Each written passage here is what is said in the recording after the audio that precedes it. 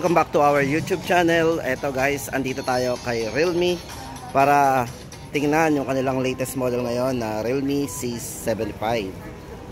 Guys, ito ang hawak natin, yung kulay nila na yan, kulay black. Tapos guys, ito naman yung isang color niya na yan, lightning gold ang tawag dito. So ito yung lightning gold nila. Ito guys, andito tayo para pag-usapan yung kanilang Realme 75. Ito po yung latest model nila. Unang-una po guys dito sa highlights ng kanilang ito guys, naka IP69. So highest rating po yan pagdating sa IP rating kasi naka IP69. Usually kung familiar po tayo sa IP68, kapag sinabing IP68, 1.5 meters pwede siyang masubmerge sa tubig. Ayan, pero dito guys, yung kanilang Realme C75 is IP69. So ibig sabihin guys, itong IP69 niya, ito ay pwede masubmerge up to 2 meters. So up to 2 meters po na lalim na tubig. So ayan, for extra protection talaga natin yan. So makakasurvive po si Realme C75. Ito guys, para sa kanyang specs and parameters, ito pag-usapan natin. Ito guys, unang-una po sa highlights po ng kanilang C75. Ito po yung mayroong highest IP rating. O, diba? Kasi ito po yung naka IP69 na. Yan, as I said guys, itong kanilang Realme C75, ito ay up to 2 meters. Yan, ganun siya kalalim, pwedeng masubmerge sa tubig or accidentally, syempre guys, for protection natin. Yan, IP69. Tapos guys, hindi lang yan, matibay din po yung kanilang ito. Yan. Kasi ito pa yung ginamitan din ng armor shell glass. Accidentally, kung mapatakbo yan, matibay po yung kanilang C75. Tapos guys, ito naman pagdating sa mga ibang specs and parameters nito. Yan. Sa battery guys, napakataas po ng battery ng kanilang C75. Ito po ay merong 6,000 mAh massive battery. Kung nabitin pa po tayo sa 5,000, ito pong si C75 ay naka 6,000 mAh battery. At syempre guys, pagdating sa charging, ito ay napakabilis na rin. Meron na rin po itong fast charge na 45 watts fast charging din.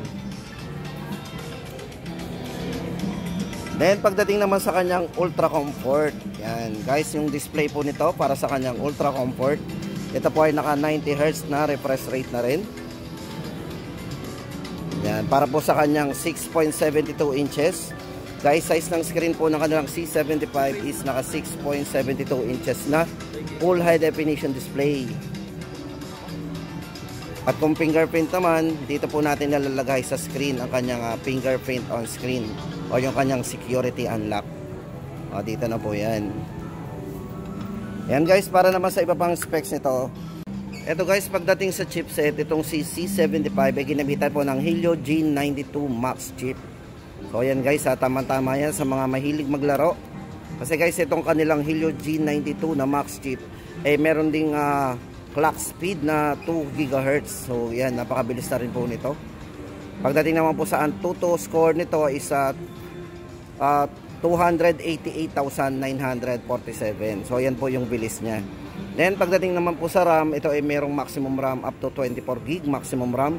Meron po siyang 8 plus 16, kaya naging 24 yung kanyang dynamic RAM. Then ito nga po, ulitin po natin, na kanyang refresh rate is naka 90 Hz refresh rate. Always on display na rin ang kanyang fingerprint sensor. Yan, at meron siyang 3 nits minimum brightness pagdating sa kanyang display. Yan. Then, nature power design. Ito guys yung design yan. Napakaganda po ng design yan. Yan. Para po sa color vibrant guys, ito po yung isang kulay niya. Ito po yung kanyang lightning gold. And isa po nito is yung storm black. Yan. Meron na rin po siyang mini capsule. Ito po yung mini capsule niya. Once na nag-charge po tayo, lalabas po dyan yung indicator na yan. Yan. Naka mini capsule na yan. So ayan guys, pag-usapan naman natin ang camera guys nito. Check po natin ang kanyang camera. Ito guys, pagdating sa camera, meron na rin po itong 50 megapixel na AI camera. So check po natin ang camera guys ito. Yung 50 megapixel niya. Ayan. Para po sa main camera guys ito, meron siyang 50 megapixel. Tapos ito pong nasa gitna guys ito yung flicker sensor niya. O diba? Flicker free. Kung mapapansin nyo, walang nagpi-flickering dyan. Ayan. O ito guys, para sa latest natin ditong update, dito ka sa kanilang latest model na C75. Ito po yung kanilang IP69, yan po yung isa po sa highlights nan. At ang isa po dyan, yung kanyang mataas na battery, meron siyang 6,000 mAh battery. At syempre guys, yung kanyang armor shell, napakatibay din po nito pagdating sa mga bagsakan. Yan po yung mga highlights po ng kanilang Realme C75. At upgraded po pagdating sa kanyang fingerprint, yung kanyang security unlock. On screen na po yan.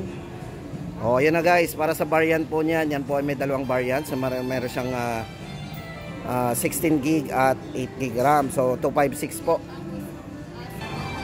Then guys, pagdating sa volume, ito kung nabibitin tayo sa volume na 100%, no worry guys, kasi yung kanilang Realme C75 ay up to 400% volume up. So ganun siya kalakas. So try natin yung kanyang volume. Check natin yung kanyang ringtone. Kahit ringtone lang guys, ma-check natin. Kasi up to 400, usually mga nakikita natin na mataas na po yung mga 300%. Pero dito kay C75, ito ay mayroong volume na up to 400%. Lakas nga.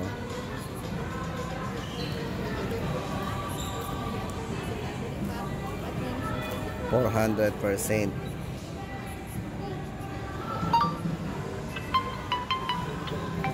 Lakas.